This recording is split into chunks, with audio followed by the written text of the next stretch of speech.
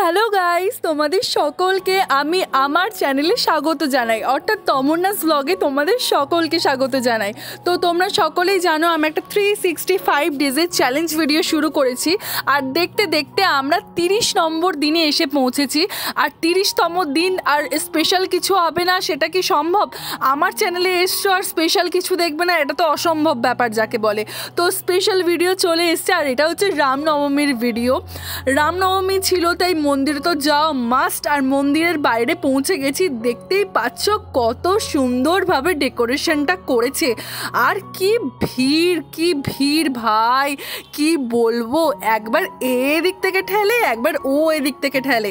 হ্যাঁ, যেটা বলার কথা, এইবারে না ধূপ প্রদীপ সমস্ত কিছু বাইরে জ্বালার ব্যবস্থা করেছিল, বুঝতে পেরেছো তো? 2 বছর আগে না ভেতরে যখন জ্বালার ব্যবস্থা ছিল, ভেতরে তো এত সুন্দর ডেকোরেশন করে, এবার ফট করে কোথা থেকে ফট করে একটু আগুনের ফুলকি লেগে যায়, তো সেটা যাই হোক করে নেভানো হয়। সে কি বিপদ। যাই হোক, এরপর থেকে সমস্ত বাড়ি মানে বিগত 2 বছর ধরেই বাইরে ধূপ প্রদীপ জ্বালানোর ব্যবস্থা করছে। আর দেখতেই পাচ্ছ কত জনা জ্বালাচ্ছে। আমার বাপি এই ভিডিওটা করছিল, আর পুরো ভিডিওটার ক্রেডিট আমার বাপিকে। আমার বাপি এই ফার্স্ট টাইম আমার জন্য কোথাও গিয়ে ভিডিও করে এনেছে। আমার তো খুব ভালো লাগছে, আমি তো যেতে পারিনি, বাবা গেছিল আর বাবাই পুরোটা করে এনেছে। আর রাস্তায় দেখতে পাচ্ছ কতটা পরিমাণে ভিড়, একে তো জায়গা ছোট, তার মধ্যে এতটা চাপাচাপি। যাই হোক, বাইরে থেকে এখন ভেতরে চলে এসছে, আর ভেতরে চলে এসে দেখো এই সাইডটা যেটা পার্টিশনের মতো করে দিয়েছে, এই পার্টিশনের মতো জায়গাটাতে যারা পুজো দেবে লাইনে দাঁড়িয়ে তাদের জন্য, ঠিক আছে? এবার লাইন দিয়ে ধীরে ধীরে যাও এবং ঠাকুর দর্শন করো আর পুজো দাও। তো বাবা তো এটা করেনি, বাবা শুধু ধূপ প্রদীপই জ্বালতে গেছিলো, কারণ আমাদের গর্ভগৃহে ঢোকা যাবে না, কারণ যতক্ষণ না 1 বছর কমপ্লিট হবে এর জন্যে। আর এরপর এই জায়গাটা দেখতে পাচ্ছ তো কতটা ভিড় লেগে গেছে। পুজোর জায়গাটা পুরোহিত মশাইও আছেন এখানটাতে, ওইখানটাতে হনুমানজির মূর্তিটা আছে, খুব সুন্দর দেখতে। আর প্রত্যেকটা মূর্তি বাবা বলছিল এত সুন্দরভাবে রামের মূর্তি, সীতার মূর্তি, লক্ষ্মণের মূর্তি এত সুন্দরভাবে সাজানো হয়েছিল না, যে মানে তোমার দেখে তোমার তাক লেগে যাবে, দাঁড়িয়ে দেখে মনে হবে যে কিছুক্ষণ মানে মন প্রাণ যাকে বলে একবার পুরো ভরে যাবে। তো বাবা সেখানে কিছুক্ষণ দাঁড়িয়ে প্রথমে প্রণাম করে, পুজো টুজো দেয়। আর এখানে না কি হচ্ছিল, সঙ্গে সঙ্গে প্রসাদও দিয়ে দিচ্ছিল, ঠিক আছে? এবার তুমি হয়তো গেছো, হয়তো আমি বলছি বাই চান্স তুমি কোনো প্রসাদ ঠাকুরের জন্য কোনো প্রসাদ কিছু কিনতে ভুলে গেছো, ঠিক আছে? তুমি ওখানে পুজো টুজো দেওয়ার পর ওখান থেকেই তোমাকে না রিটার্ন প্রসাদ দিয়ে দিচ্ছে, ঠিক আছে? তুমি প্রসাদ নিয়ে যাও আর না যাও তোমাকে দিচ্ছে। এটা আমার একটা খুব ভালো জিনিস লাগলো, যে সবাই মোটামুটি প্রসাদ পাচ্ছে, কেউ আনুক আর না আনুক কোনো কিছু ফল বা মিষ্টি, সবাই প্রসাদ পাচ্ছে। এই জিনিসটা আমার সত্যি খুবই ভালো লেগেছে। আর প্রত্যেক বছর, এবছর বলে না, প্রত্যেক বছর এখানে প্রসাদ দেওয়ার ব্যবস্থা থাকে। এটা আমার খুবই ভালো লাগে যে প্রত্যেকটা মানুষ ছোট থেকে বড় সবাই প্রসাদ যাকে বলে। তো চলো ভিডিওটা দেখতে থাকো, আর ভিডিওটি তোমাদের যদি ভালো লেগে থাকে লাইক করো, কমেন্ট করো, শেয়ার করো অ্যান্ড সাবস্ক্রাইব করো। আর এতটা কষ্ট শুধুমাত্র তোমাদের জন্যই করা, কারণ তোমাদেরকে দেখানোর জন্যই বাবাকে রিকোয়েস্ট করেছিলাম, বাবা প্লিজ করে নিয়ে এসো, নাহলে আমি দেখাতে পারবো না আমার বন্ধুদেরকে, আমার পরিবারবর্গকে। তো বাবা বলেছিল ঠিক আছে। বাবা প্রথমে রাজি হতে চাইছিল না, বলছিল আমি কীভাবে করব, আমি তো করতে পারি না খুব একটা ভালো করে। তো আমি বললাম তুমি চেষ্টা করো, তুমি অবশ্যই পারবে। তো আমি যতটা এক্সপেক্ট করেছিলাম বাবা তার থেকেও বেশি ভালোভাবে করে নিয়ে এসছে। হয়তো আমি এখানে এত লোক দেখলে হয়তো একটু লজ্জা পেতাম, কিন্তু বাবা একদম মানে যাকে বলবো একদম খুব সুন্দরভাবে করে নিয়ে এসছে। তো চলো ভিডিওটা দেখতে থাকো।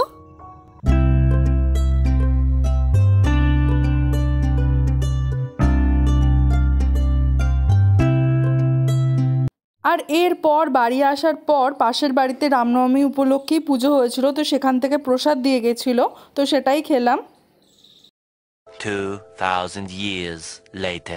আর এরপর আমি একটু বাইরে যেয়ে বসেছিলাম, দেখলাম ভাই গুগুকে নিয়ে খেলা করছে, আর গুগু তো একদম ঘুমে পুরো ঢলে পড়ে যাচ্ছে, তাই ভাই ওকে ভালো করে শুইয়ে দিল। ও একবার উঠে বসছে আর খেলছে, ওর সাথে খেলতে প্রচণ্ড মজা লাগে আমার আর ভাইয়ের। আর এত মিষ্টি পাড়া দেখতে না যে কি বলবো। তো চলো ভিডিওটা দেখতে থাকো।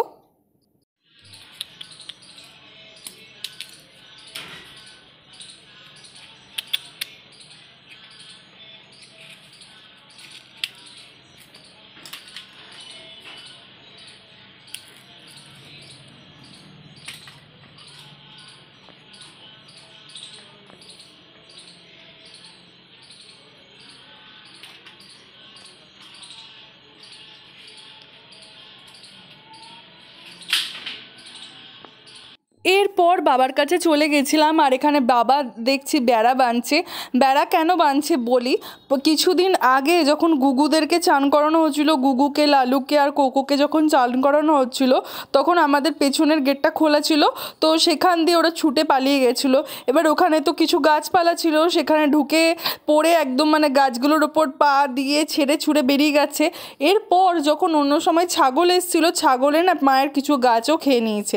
এবার খোলা আছে, যে কেউ ঢুকে যেতে পারবে, এর জন্য বাবা বললো চল তাহলে প্রথমে একটা কাজ করি, বেড়াটা বেঁধে ফেলি, দিয়ে আমাকে একটু হেল্প করবি, তুই আর আমি মিলে পেছন দিকে যে জায়গাটা ফাঁকা হয়ে গেছে সেই জায়গাটায় বেড়া দিয়ে দেবো। তো যেরকম বলে সেরকম কাজ, আর বেড়াটাকে ভালো করে বাঁধতে হবে, কারণ শক্ত করে মজবুত করে না বাঁধলে প্রচণ্ড প্রবলেম আছে। তো এত রোদ, ঠিকঠাক করে দাঁড়ানো যাচ্ছিল না, এর জন্য আমি কি করেছিলাম, গামছাটাকে একদম পুরো ভালো করে মাথা আর মুখের মধ্যে ভালো করে বেঁধে নিয়েছিলাম।